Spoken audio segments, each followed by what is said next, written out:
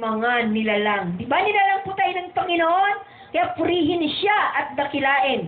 Kaya bagamat hindi tayo kumpleto sa ating mga instrumento, pero alam ng Diyos na tayo ay nagpupuri sa Kanya.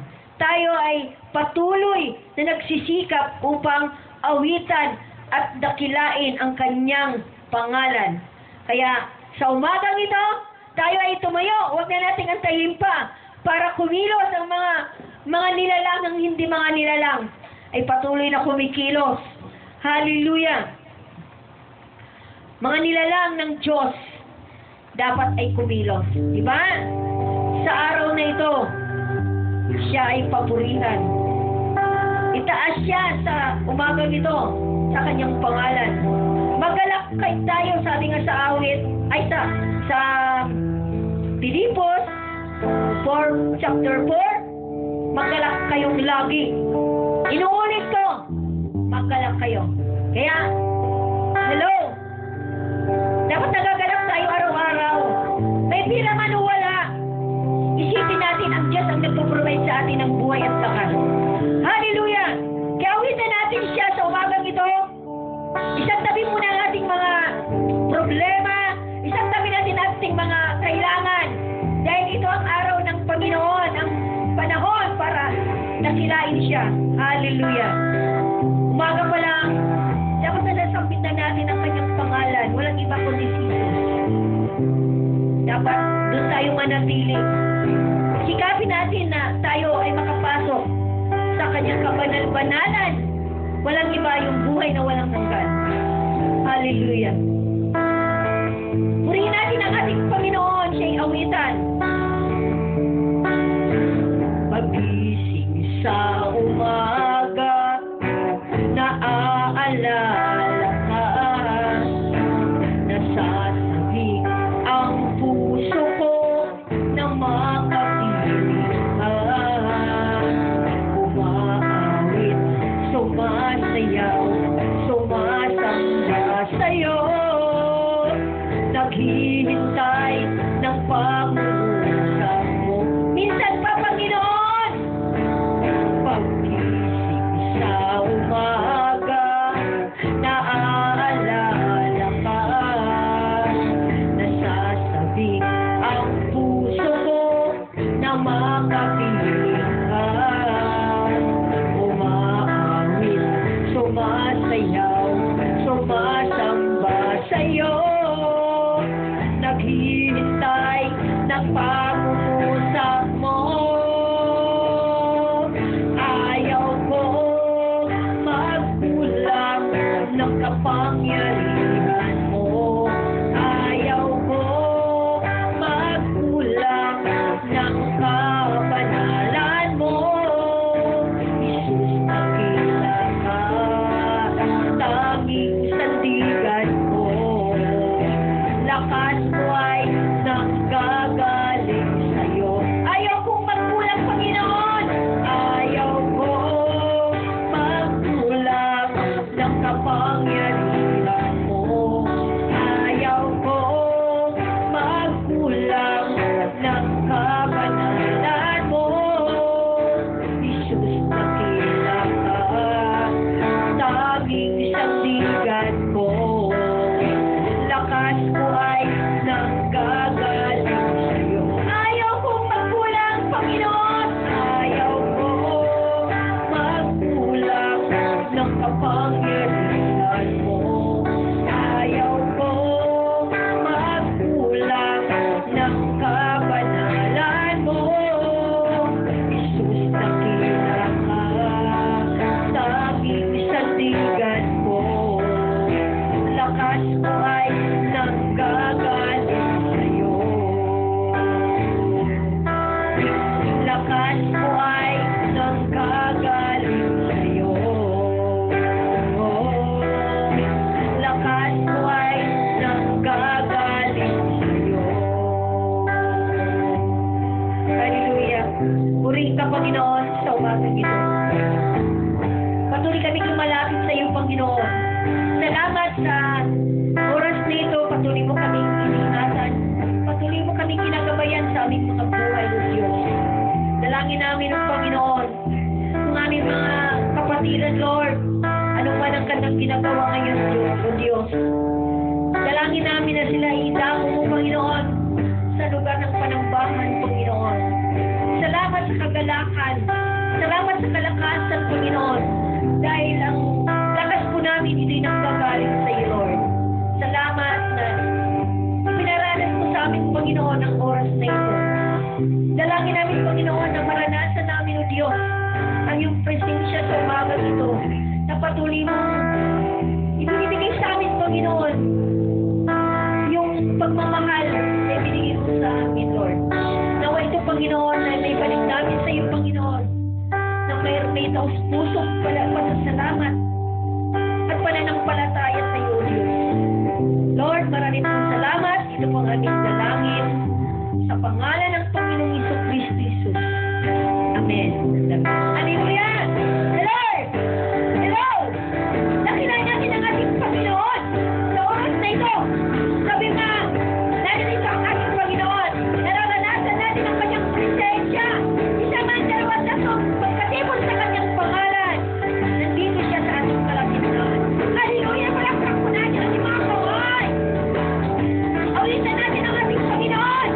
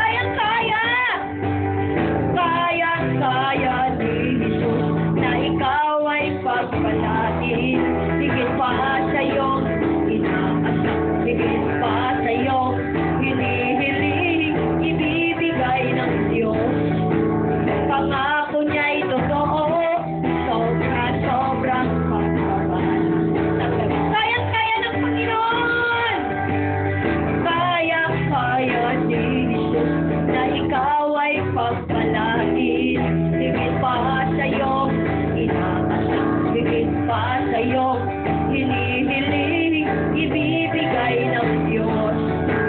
Pangako niya'y totoo, sobra-sobrang pagpapala, tanggapin na. Hallelujah! Sobra-sobrang pagpapala, tanggapin na. Hallelujah, Lord! Sobra-sobrang pagpapala na ibigay mo sa amin sa oras nito. Baga pa lang, Panginoon. Bigyan mo na kami ng lahat ng buhay. Salamat sa gawain ito, Diyos, na patuloy na ipinagkakatiwala mo bawat na sa amin. Salamat, Lord, dahil ikaw ang aming itinupuri. Ikaw ang aming itinataas. Ang pag-ibig mo, Panginoon, ay sadyang nagmamaliw. Walang kapantay, Panginoon. Ang lahat ng ginagawa namin, ito'y kontrolado mo sa para sa amin.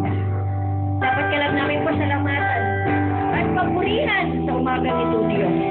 Dahil ang araw na ito ay para lamang sa iyo, Lord. Hallelujah. Lord, salamat po. Awitan ka namin sa umagang ito ulit. Pinupuri ka namin, O Jesus.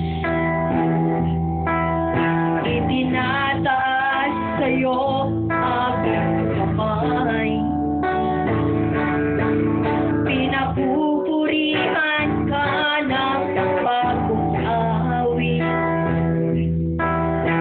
Sinasamba ang tanging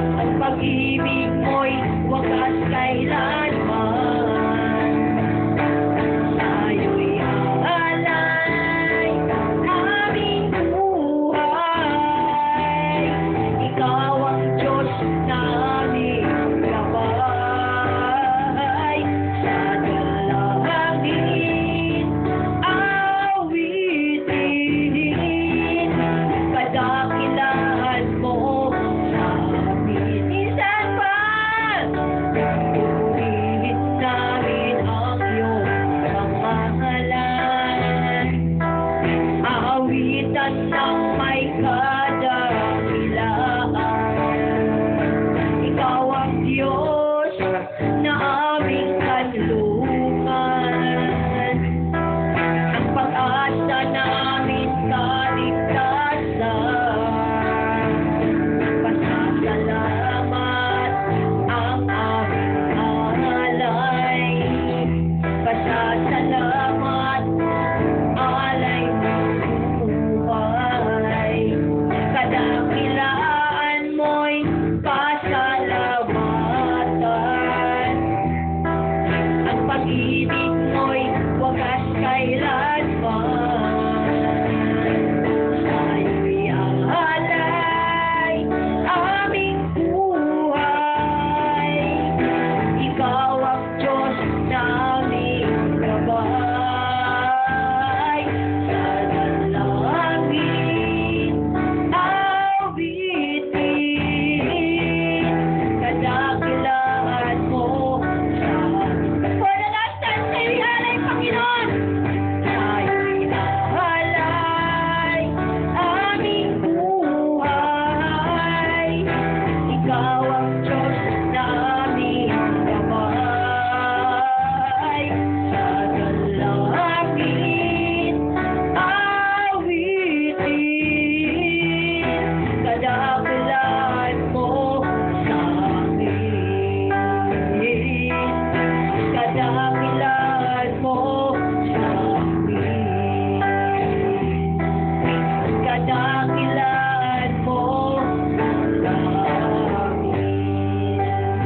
Hallelujah. Hallelujah, Jesus. Lord, sa umagang ito, salamat po muli na patuloy mo kami narito, Panginoon, para sambahin ka, luwalhatiin, Panginoon, ang iyong pangalan ng Jesus. Salamat po, Diyos, sa umagang ito muli.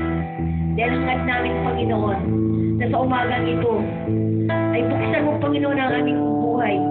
Buksan mo, Panginoon, ang aming puso, Panginoon, upang makita mo, Panginoon, kung paano kami magpuri, paano kami maglingkod sa iyo, Lord.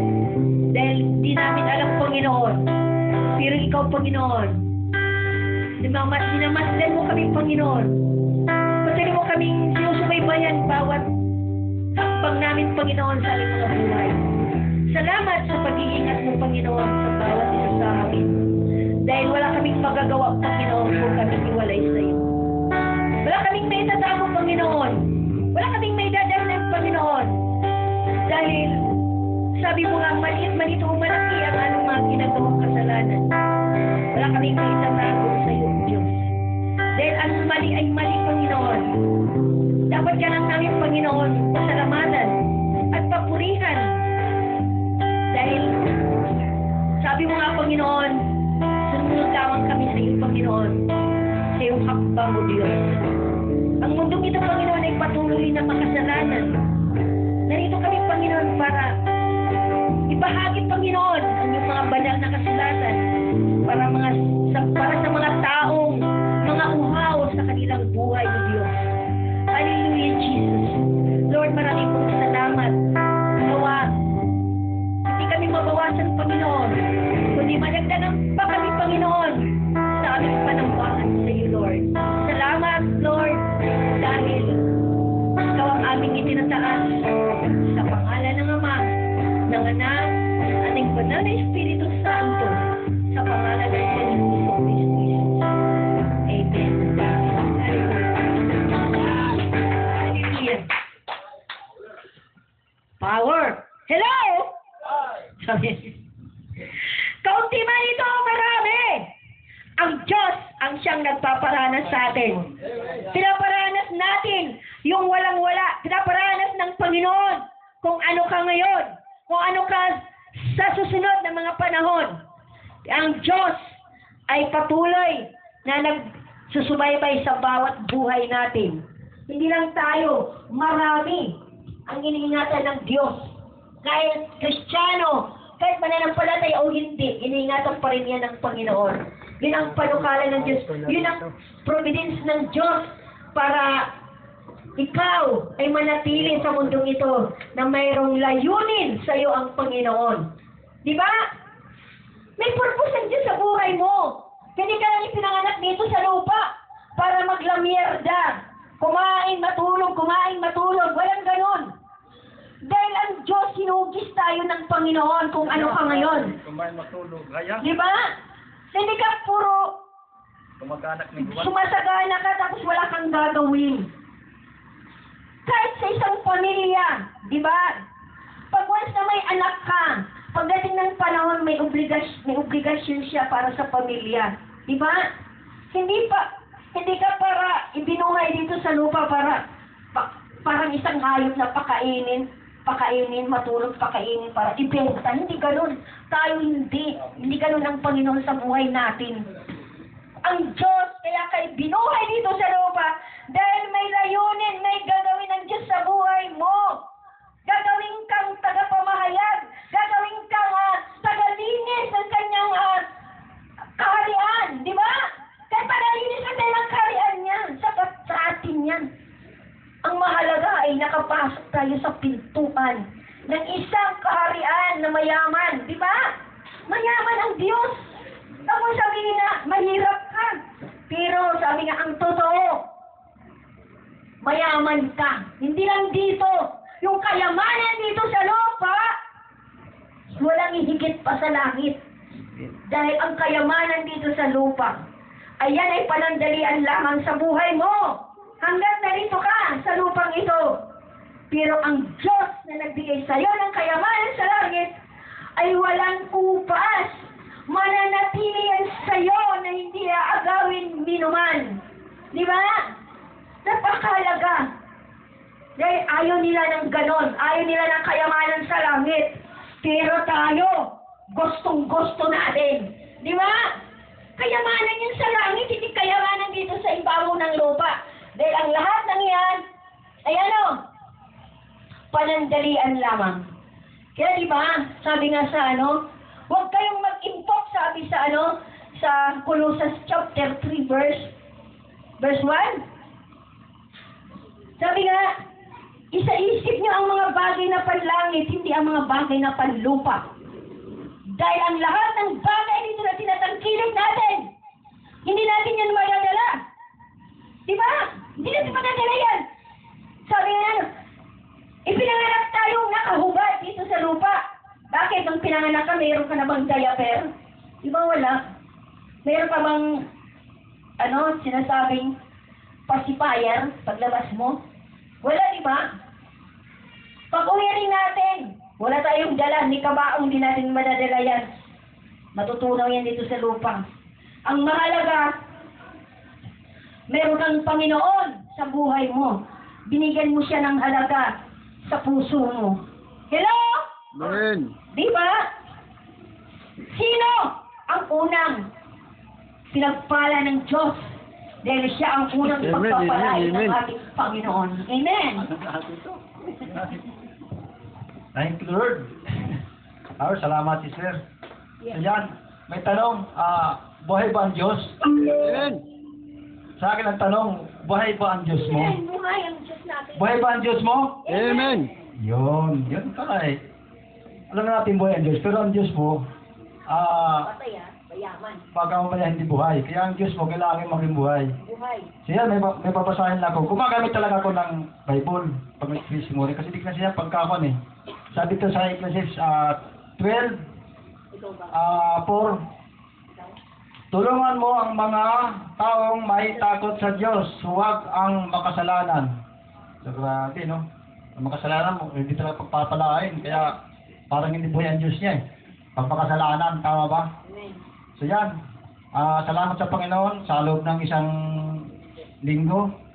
So yan, pagdating linggo, naghahanda na naman tayo paano gawin. Amen. So yan ang ibig sabihin, pagdating linggo, kailangan may mga biyaya tayong isasabihin at mayroon tayong maano sa kung anong dapat para sa pamilya natin. So yan, so nag-iisip ako kung paano dahil sa kinikita ko 2 oras lang tinda ko. So kaya nga susubok tayo ng Lord eh. Pero sabi Lord, kausapin mo na si Lord. Huwag kang maglala kung bahala sa'yo. Ayan, pinagpala kasi nung kahapon, tinda ako, ayun, nakasapat. Kasi sabi ko, Lord, may tungkulin na naman ako eh. Amen. Alam niya Amen. eh, di ba? Kaya sabi nga, di ba kasi sabi, alam niyo yung pangangailangan mo. Totoo po yun, kaya nga sabi, pagsubok. Ano po yung, itong nakalagay dito na tulungan mo po yung, alam mo, pastor na no?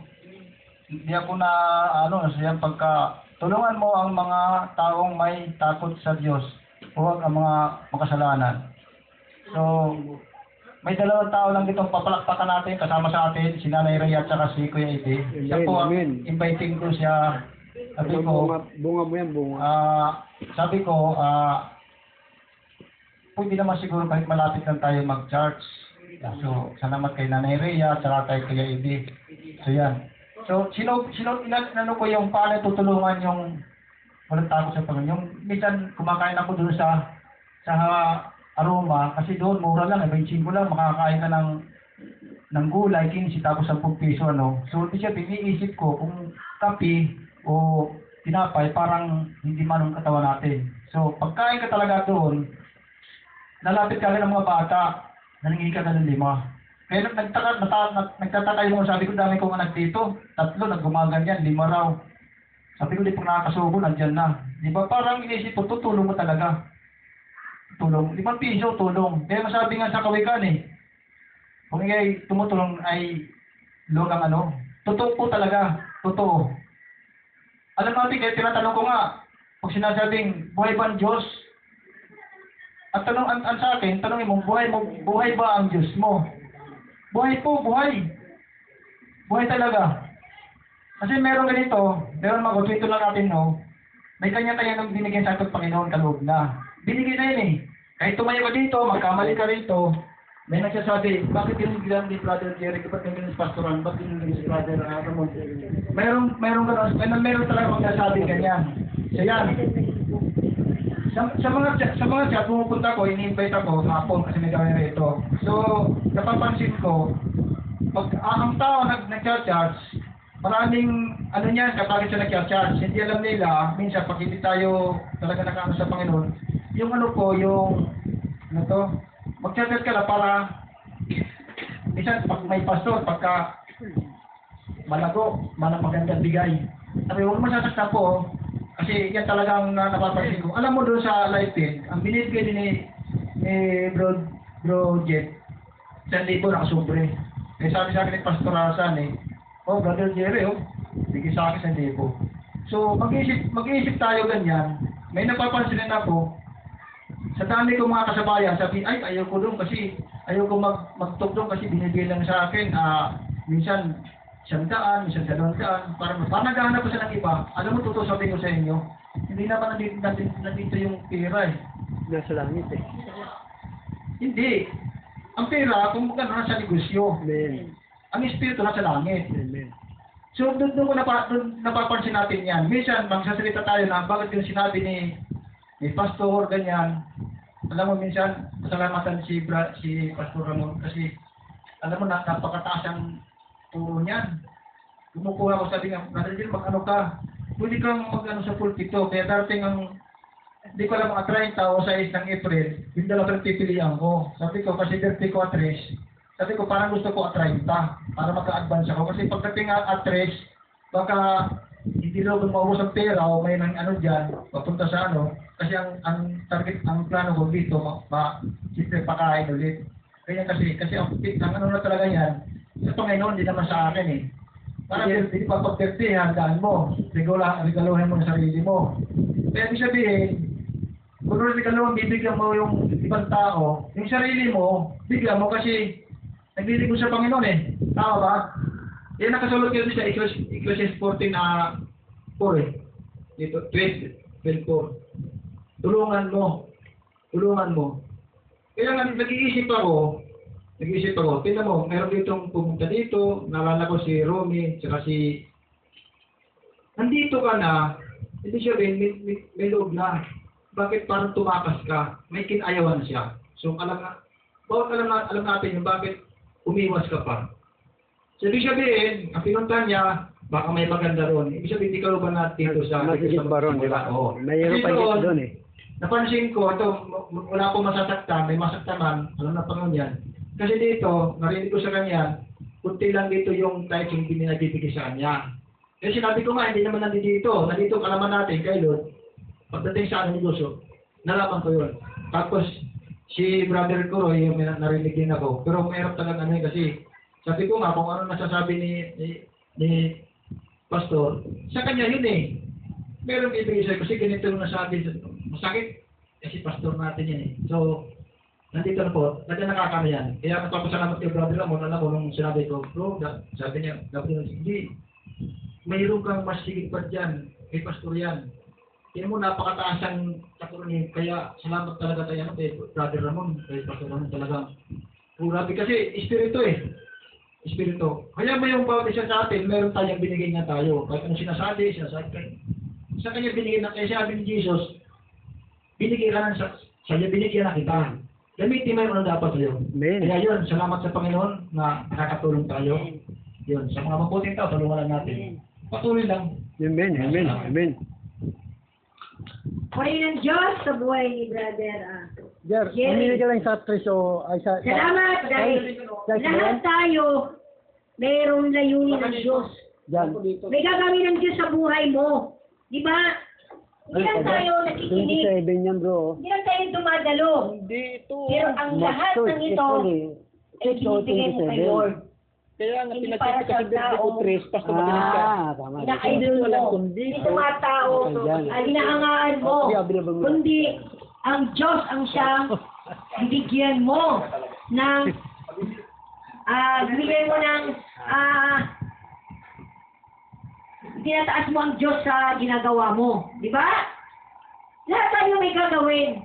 Kaya purihin ng Diyos sa bawat buhay na naririto, na patuloy, na naglilingkod, patuloy na dumadalo para sa Panginoon, hindi para sa atin bawat isa. Dahil lahat tayo, sabi nga, makasalanan. Walang perpekto. Kaya maging maayos tayo sa harapan ng Panginoon. Lahat tayo may gagawin ng Diyos sa buhay natin. Hindi lang natin ito ma-identify sa buhay natin kung ano ba talaga tayo sa harapan ng Diyos. Diba? Dahil ang Diyos ang nag-guide sa iyo. Ang Diyos ang nagko-control sa iyo. Ang lahat ng ito, ginagawa mo para sa Kanya. Hindi para sa atin. Hindi para sa isang organisasyon. Hindi para kay pastor. Hindi para kay ganito. Hindi. Yung ginagawa mo, para sa Panginoon yun. Diba? Kaya tayo nandito para lumakas ang ating spiritual na buhay. Diba? Purihin ng Panginoon. Dahil lahat tayo ay tumipila sa Kanyang kaharian. Diba? Huwag tayo tumila sa mga taong marami na pinipila pero iba pala ang layunin. Pero ang Diyos na pinupuntahan natin may layunin sa buhay natin. Diba? Sino ba ang dapat magpasalamat sa Panginoon? Ito si Sister. Sister! Hello! Amen.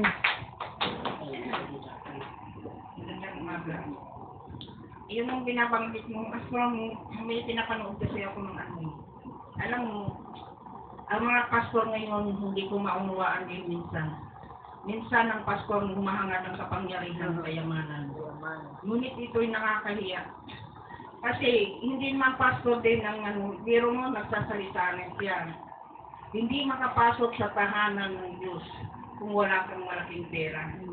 Pag wala kang malaking pera, hindi ka papasok sa church.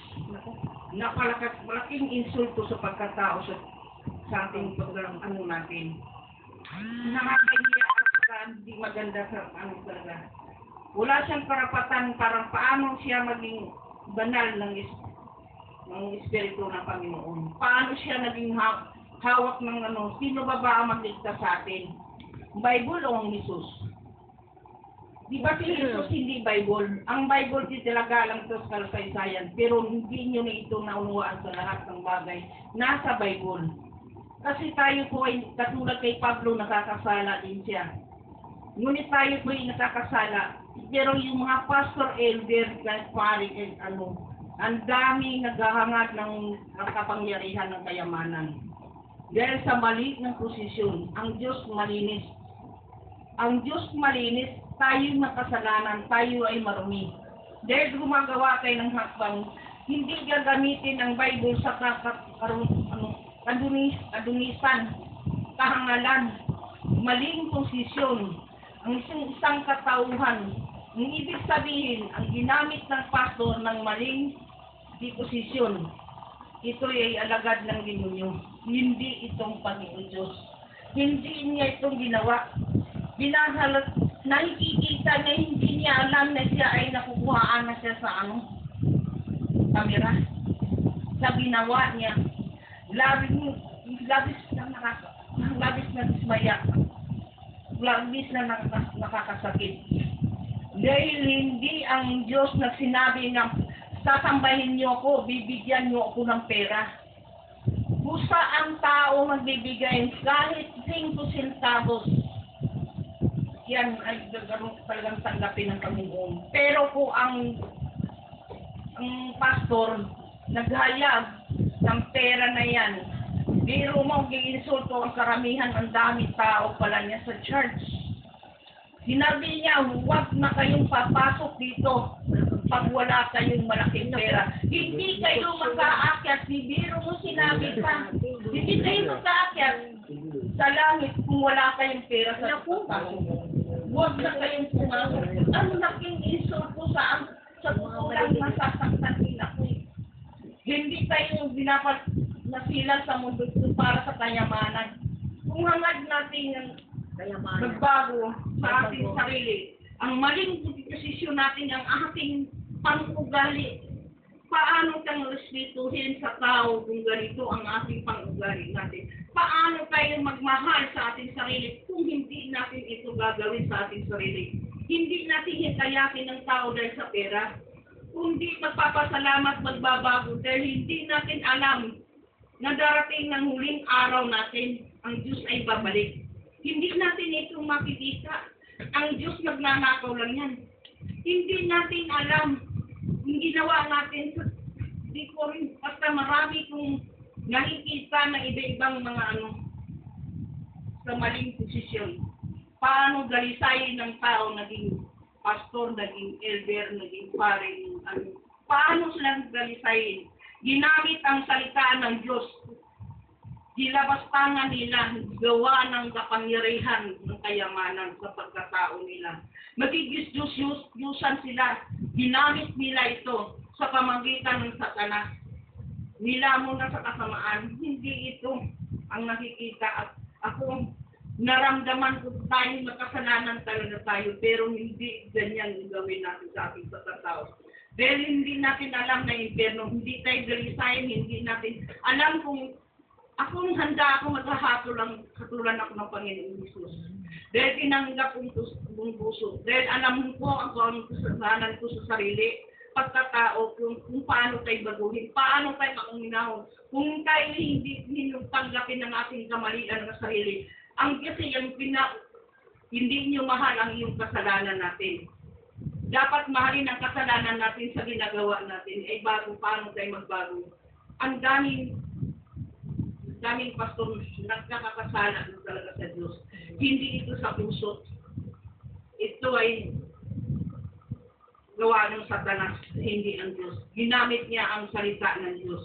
Ngunit hindi ito nagbabago ng maling posisyon. Pagbabago, mulalait, ng insulto. Yung pagkatao nila, nilalamon na talaga. Hindi nila nanuwaan kung anong mali nila. Akala nila wala silang mali. Mali sila. Dahil naghawak sila ng Bible na ginawa gamit ng ito para ang mga tao mahikayat nila. Hindi nila pinaliwanag kung paano ang magbabago ang kapatiran, paano silang gagawin, magbaguhin, paano sila magdadalisayin ang tao, paano sila magbago sa sarili, paano tanggapin yung kamalian, ang mali ng mali. Hindi itatama. Kaya yun sa atin nang dami natin alam ang ating sarili, ang Bible mismo, babasahin natin sa talagang unawain kung ano yung natin, ang ating pagkatao. Nagpapasalamat po din ako na talagang marami kong nalaman itong mga salita ng Diyos. Ay talagang napakanganga ang puso ko talagang, sabi ko, Panginoon, maraming salamat sa lahat ng noong isang linggo, lahat ng pag-iingat sa aking pamilya at higit sa lahat, yung spiritual yung buhay ko, utang ko talaga sa Kanya. Dahil unti-unti ko lahat ng magagawa ko yung makikita ang kabongkang kutuhanan kung ano talaga tayo sa mundong ito. Kung mayroon pa tayong taong magbabago, maraming hindi nagbabago, mayroon din tao na naghangat pa sa makapangyarihan na kayamanan. Yun lang. Naway ito'y sana maunawaan. Tanggapin natin ang tama at mamahalin ang kasalanan. Amen. Totoo nga naman sa panahon natin ngayon. Marami nang naghahangad. Marami nang naghahangad na posisyon. Magkapera lang. Di ba? Tinan mo ngayon dahil mag-eleksyon. Ang daming papagayan. Di ba? Kasi gusto niya, hangad nila na makaupo sila sa mataas na posisyon. Nagpapatayan, nagbabarilan. Di ba ang dami? Kasi hangad nila yun eh. Yan ay ginagamit yan sa mundo. Mundo lang sila. Hindi sila pwedeng makapasok sa kaharian ng Diyos.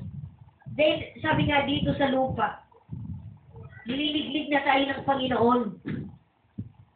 Minumul tayo, hinuhubog niya tayo sa mundong ito na kung saan ay hindi ka maaliw, hindi ka kumbaga sa hindi ka matangay ng agos ng mundong ito na maraming magaling magsalita. Di ba? Sarap ng tao, magaling magsalita, sarap ng tao. Pero ang likod nito ay hindi pala. Di ba? Marami din naglulutangan ng mga scammer. Marami din naglulutangan ng mga bulaang mga ngaral. Lalo na sa panahon natin ngayon. Kaya magsabi na magbantay tayo, mag-ingat sa mga taong magagaling manalita. Diba? Pinibigyan tayo ng Diyos na pagpili. Sikapin natin na ang taong na nagiging kasalamuhan natin, nagiging kaharap natin, huwag kayong basta-basta naniniwala. Ang mahalaga, meron tayong Panginoon sa buhay natin na handa tayong lumapit sa Kanya. At handa ang Diyos na patawarin niya tayo anumang ating mga nagawang kasalanan. Di ba? Kaya purihin ang ating Panginoon. Isa tayo doon na hindi tayo natatangay ng agos ng mundo. Meron tayong paninindigan sa Panginoon. Hello? Amen. Kaya sino pa ang magpapasalamat sa Lord? Si Nanay. Nay, pasalamat ka kasi pinagaling ka ng ating Panginoon. Pinakaran mo.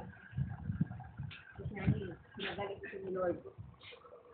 The Lord, pasalamat din ako sa Panginoon dahil katagalan na siguro sa trabaho, wala talaga rin ako sa pag-isip.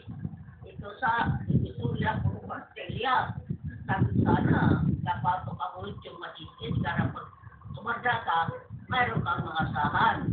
At salamat sa Panginoon na napasukan niya nga dyan sa Yapo, construction, inanos ng business, welfare, Medicare. Sabi ko, salamat Panginoon, kahit sa pangarap ko lang, tinubos ko ang pangarap ko. Amen. Salamat Panginoon, na mga trabahan sa dyan sa lahat lang may isip. Sabi ko, mabuti ang bulit, kasi tumanda ka, mayroon kang asahan. At salamat Panginoon, salamat sa Amen. Purihin ng Diyos sa buhay ni Nanay. Sabi nga, hindi pa nasasambit sa iyong mga labi ang iyong pangangailangan. Alam na ng Diyos na kailangan mo. Di ba? Kahit sino, alam ng Diyos ang pangangailangan mo. Kahit hindi pa nasasambit sa iyong mga labi na ang Diyos ay alam ng pangangailangan mo. Hello? Amen. Amen! Kaya, sino pa? Si Brother Ramos yung magpapasalamat sa Lord. Hallelujah. Pag ako lang po sinabi ni Sister Blessing, maganda yung awareness ni Sister. Hindi na bago yan eh. Alam mo, tinuturuan tayo ng Panginoon na maging matalino. Huwag natin tingnan ng kamalian, sino man, huwag tayo magpapaniwala kasi ang naniniwala ko, ang itinalaga ng Diyos, Pastor, number 1, may takot yan. Kapag ang isang pastor nangangaral na pera-pera, hindi ho kingdom ng Diyos yan. Kingdom niya yan. Kaya nga, di ba may kingdom si Kibuloy? Hindi kingdom ng Diyos yun eh. Malinaw yun eh, pag nagbasa tayo ng Bible.